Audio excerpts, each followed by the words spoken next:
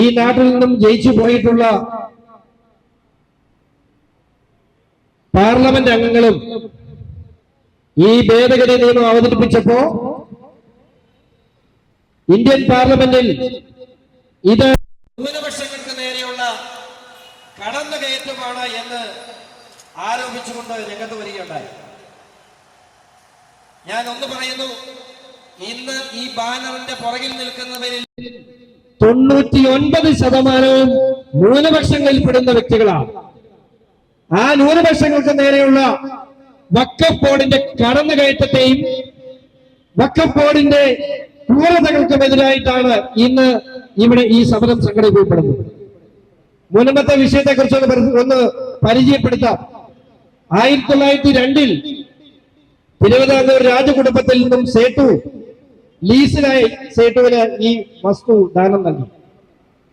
1948 ഇത് സ്വാതന്ത്ര്യത്തിന് ശേഷം സേട്ടുവിന്റെ പിന്മുറക്കാർ ഇത് ആധാരം എഴുതി കൈവശപ്പെടുത്തി. 1951 വിദ്യാഭ്യാസ ആവശ്യങ്ങൾക്കായി ഇത് ഫാറൂഖ് കോളേജിന് സേട്ടുവിന്റെ പിന്മുറക്കാർ നൽകിക്കൊണ്ട് അവർ ആധാരത്തിൽ ഒരു കാര്യം പറഞ്ഞു, ഇത് വിദ്യാഭ്യാസ ആവശ്യങ്ങൾക്കല്ലാതെ മറ്റേതെങ്കിലും തരത്തിൽ ഈ ഭൂമി ഉപയോഗപ്പെടുത്തിയാൽ ഈ ഭൂമി തിരികെ അവരുടെ പിന്മുറക്കാരിൽ വന്നു ചേരും. അതിനുശേഷം 1962 മുതൽ ഫാറൂഖ് കോളേജ് അവിടെ 3 പതിറ്റാണ്ട് കാലമായി 3 തലമുറയായി അവിടെ താമസിച്ചുകൊണ്ടിരുന്ന മുനമ്പ നിവാസികൾക്ക് നേരെ ഫാറൂഖ് കോളേജ് കുടിയൊഴിപ്പിക്കൽ ഭീഷണിയുമായി കേസുമായി രംഗത്തെത്തി. 62 മുതൽ 87 വരെ നീണ്ടുനിന്ന കേസിനൊടുവിൽ മുനമ്പം നിവാസികളായ വ്യക്തികൾക്ക് ആ കേസിൽ പരാജയപ്പെടുത്തുന്ന സാഹചര്യമുണ്ടായി.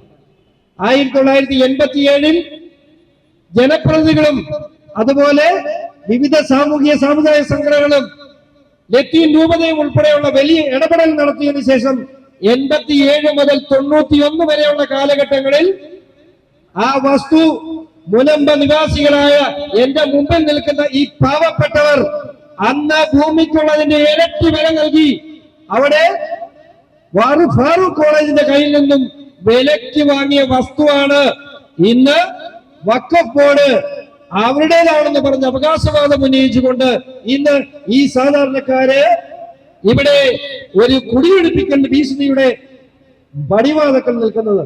ഇവിടെ 2 വിഷയം നമ്മൾ ചർച്ച ചെയ്യേണ്ടതുണ്ട്. ഒന്ന്, ഇവിടെ പണം കൊടുത്തു വാങ്ങിയ വസ്തുവിൽ നിന്നും ഇറങ്ങിപ്പോണ്ട ഗതികേടുള്ള ഒരു ജനത. 2, ആ ജനതയെ കഴിഞ്ഞ കാലങ്ങളിലെല്ലാം അവർക്കൊപ്പമുണ്ട് എന്ന് പറഞ്ഞുകൊണ്ട് ഈ നാട്ടിലെ ജനപ്രതിനിധികൾ ഇവിടെ വന്ന് ഇവർക്കൊപ്പമുണ്ട് എന്ന് പറഞ്ഞ് അവരുടെ വോട്ട് വാങ്ങി ഡൽഹിയിലെത്തി ഇവർക്കെതിരെ ആര് നിൽക്കുന്നു, ഇവർക്കെതിരെ ഏത് നിയമം നിൽക്കുന്നു, ആ നിയമത്തെ പിന്തുണച്ചുകൊണ്ട് പാർലമെന്റിൽ വഖഫ് ഭേദഗതി നിയമത്തിനെതിരെ നിലപാട് സ്വീകരിച്ച കോൺഗ്രസ് രണ്ടാമത് നിൽക്കുന്നു. ഇവിടെ ഈ നിയമത്തെ, ഈ വഖഫ് ഭേദഗതി നിയമം എന്തുമാത്രം ഈ രാജ്യത്തിന് ആവശ്യമാണ് എന്ന് ഏറ്റവും കൃത്യമായി പറയുന്ന, ഏറ്റവും കൃത്യമായി സൂചിപ്പിക്കുന്ന ഒരു വിഷയമായി മുനമ്പം മാറിയിരിക്കുന്നു. ഇതില്ലായിരുന്നെങ്കിൽ ഞാനിപ്പോ മുനമ്പത്തുനിന്ന് വന്ന ശ്രീ ജേജിമാരോട് പറയായിരുന്നു, നിങ്ങളുടെ വിഷയം ഈ രാജ്യത്തിന് തന്നെ ഒരു നന്മയുടെ കാരണമായി മാറുകയാണ്. ഇവിടെ BJP കൊണ്ടുവരുന്ന ഏത് നിയമത്തെയും ന്യൂനപക്ഷങ്ങൾക്ക് നേരെയുള്ള കടന്നുകയറ്റമായി ചിത്രീകരിച്ച് കേരളത്തിലെ ന്യൂനപക്ഷങ്ങളെ കാലാകാലങ്ങളായി കോൺഗ്രസിനോട് ചേർത്ത് നിർത്താൻ, ഇടതുപക്ഷത്തോട് ചേർത്ത് നിർത്തുവാൻ കാലാകാലങ്ങളായി ഇവർ ശ്രമിക്കുന്നതിന്റെ ഏറ്റവും വലിയ ഉദാഹരണം, അതിന് ദൈവം കൊടുത്ത തിരിച്ചടിയുമാണ് ഇന്ന് ഈ വിഷയം ഇത്രയും സംഘർഷപൂരിതമായി, ഇത്രയും വലിയ വിഷയമായി ജനങ്ങളുടെ മുമ്പിൽ വന്നത്.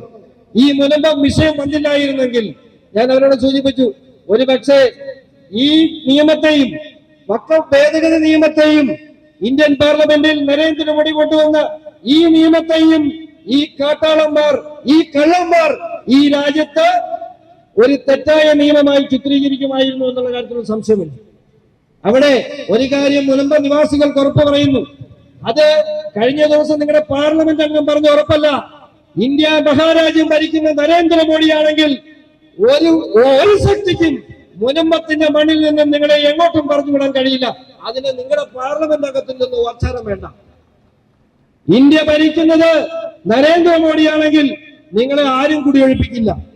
ഇനി ഒന്നുകൂടെ പറഞ്ഞേക്കാം, ഇന്ത്യ മഹാരാജ്യം ഭരിക്കുന്ന നരേന്ദ്രമോദി വരുന്ന 3 മാസത്തിനുള്ളിൽ ശീതകാല സമ്മേളനത്തിൽ വഖഫ് ഭേദഗതി നിയമം പാസാക്കും. അങ്ങനെ വഖഫ് ഭേദഗതി നിയമം പാസാക്കുമ്പോ അന്തസ്സായിട്ട് അഭിമാനത്തോടുകൂടി ആരുടെയും ഓച്ചാരമില്ലാതെ ഇത് ഞങ്ങളുടെ ഭൂമിയാണെന്ന് പറഞ്ഞുകൊണ്ട് നിങ്ങൾക്ക് നിങ്ങളുടെ ഭൂമി വിൽക്കാനും നിങ്ങളുടെ കുട്ടികളെ പഠിപ്പിക്കാനും നിങ്ങൾക്ക് ബാങ്ക് ലോൺ എടുക്കാനും ഒക്കെ നിങ്ങൾക്ക് പൂർണ്ണ അധികാരം നൽകുന്ന രീതിയിൽ വഖഫ് നിയമത്തെ പൊളിച്ചെഴുതി ഈ രാജ്യത്തെ കൊള്ളയടിക്കാൻ ഉദ്ദേശത്തോടുകൂടി 2013 ഉൾപ്പെടെ ഭേദഗതി ചെയ്തുകൊണ്ട് കോൺഗ്രസ് സർക്കാർ കൊണ്ടുവന്ന ഈ നിയമത്തെ നരേന്ദ്രമോദി സർക്കാർ അത് ഭേദഗതി ചെയ്തുകൊണ്ട് ഇവിടുത്തെ സാധാരണക്കാർക്ക് ജീവിക്കാനുള്ള അവസരം ഉണ്ടാക്കി തരും. അത് നരേന്ദ്രമോദിയുടെയും BJP-യുടെയും വാക്കാണ്.